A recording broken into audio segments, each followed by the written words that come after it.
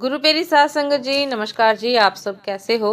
आशा करती हूँ बाबा जी के श्री चरणों में अरदास करती हूँ कि मालिक की कृपा से आप सब बहुत खुश होंगे, मौज बहार में होंगे और अवश्य ही भजन सिमरन में होंगे। साध संगत जी, मैं हाजिर हूँ आज आप सभी से एक बहुत ही खूबसूरत साखी साझा करने के लिए। उम्मीद करती हूँ ये साखी आप सभी को बहुत पसंद आएगी। तो साध संगत जी, समय न गवाते हुए शुरू करते हैं।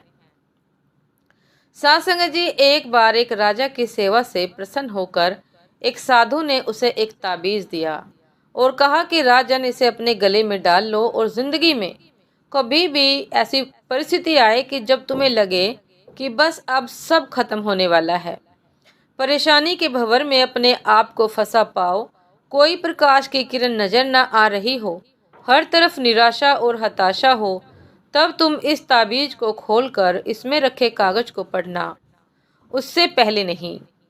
राजा ने वह ताबीज अपने गले में पहन लिया। एक बार राजा अपने सैनिकों के साथ शिकार करने घने जंगल में गया। एक शेर का पीछा करते करते राजा अपने सैनिकों से अलग हो गया और दुश्मन राजा की सीमा में प्रवेश कर गया। घना जंगल और सांझ का समय, तभी कुछ दुश्मन सैनिकों के घोड़ों की टापों की आवाज राजा को आई और उसने भी अपने घोड़े को ऐड लगाई।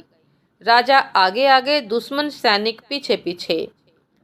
बहुत दूर तक भागने पर भी राजा उन सैनिकों से पीछा नहीं छुड़ा पाया। भूख प्यास से बेहाल राजा को तभी घने पेड़ों के बीच में एक गुफा सी दिखी। उसने तुरंत स्वयं को और घोड़े को उस गुफा की आड़ में छिपा लिया और सांस रोककर बैठ गया। दुश्मन के घोड़ों के पैरों की आवाज धीरे धीरे पास आने लगी। दुश्मनों से घिरे हुए अकेले राजा को अपना अंत नजर आने लगा। उसे लगा कि बस कुछ ही क्षणों में दुश्मन उसे पकड़कर मौत के घाट उतार देंगे। वो जिंदगी से निराश हो ही गया था कि उसका हाथ अपने ताबीज पर गया और उसे साधु की बात याद आ गई। उसने तुरंत ताबीज को खोलकर कागज को बाहर निकाला और पढ़ा। उस पर्ची पर लिखा था कि यह भी कट जाएगा। राजा को अचानक ही जैसे घोर अंधकार में एक ज्योति की किरण दिखी, डूबते को जैसे कोई सहारा मिला हो। उसे अचानक अपनी आत्मा में एक अकथनीय शांति का अनुभव हुआ। उसे लगा कि सचमुच यह भयावह समय भी कट ही जाएगा। फिर मैं क्यों चिंतित हूँ? अपने प्रभु को और अपने पर विश्वास रख के उसने स्वयं से कहा कि यह भी कट जाएगा। और हुआ भी यही। दुश्मन के घोड़ों के पैरों की आवाज पास आते आते दूर जाने लगी। कुछ समय बाद वहां शांति छा गई। राजा रात में गुफा से निकला और किसी तरह अपने राज्य में वापस आ गया। साध संगत जी, यह सिर्फ किसी राजा की कहानी नहीं है, यह हम सब की कहानी है। हम सभी परिस्थिति, काम, तनाव के दबाव में इतने जकड़ जाते हैं कि हमें कुछ सूझता नहीं है। हमारा डर हम पर हावी होने लगता है। कोई रास्ता, समाधान दूर दूर तक नजर नहीं आता। लगने लगता है कि बस सब खत्म, अब बस सब खत्म हो जाएगा। है ना साथ संगत जी? हम सबको कभी न कभी ऐसा अवश्य महसूस होता है।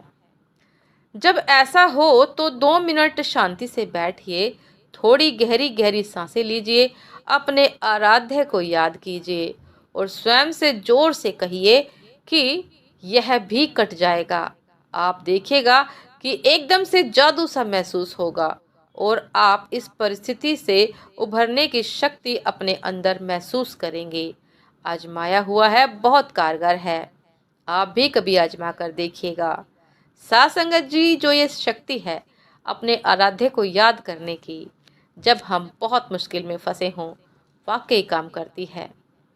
साथ संगत जी, जब लगता है कि सब कुछ खत्म होने वाला है, कहीं से कुछ काम नहीं बन रहा है, तो एकदम से चमत्कार होता है जब हम मालिक पर छोड़ देते हैं कि मालिक, अब मुझसे तो हो नहीं रहा है, आप ही कीजिए।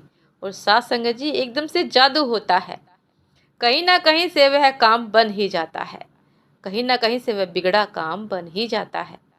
उम्मीद करती हूँ साथ संगत जी, ये साखी आप सभी को बहुत पसंद आई होगी। यदि पसंद आई हो साथ संगत जी, तो लाइक, कमेंट, शेयर करना ना भूलिएगा। जो भी चैनल पर नए हैं कृपा करके सब्सक्राइब कर लीजिएगा ताकि चैनल पर मिलने वाली सभी शब्द साखियों की अपडेट आप सभी को समय पर मिलती रहे। साथ संगत जी आप हमें इंस्टाग्राम पर भी फॉलो कर सकते हैं। इंस्टाग्राम का लिंक डिस्क्रिप्शन बॉक्स में दिया गया है। साथ संगत जी अभी आज्ञा दीजिए, आपसे फिर मुलाकात होती है एक नए शुभ साखी के साथ, एक नए विचार के साथ। तब तक के लिए नमस्कार जी। सदा खुश रहिए, मुस्कुराते रहिए, भजन सिमरन करते रहिए, अपने आराध्य को याद करते रहिए। नमस्कार जी।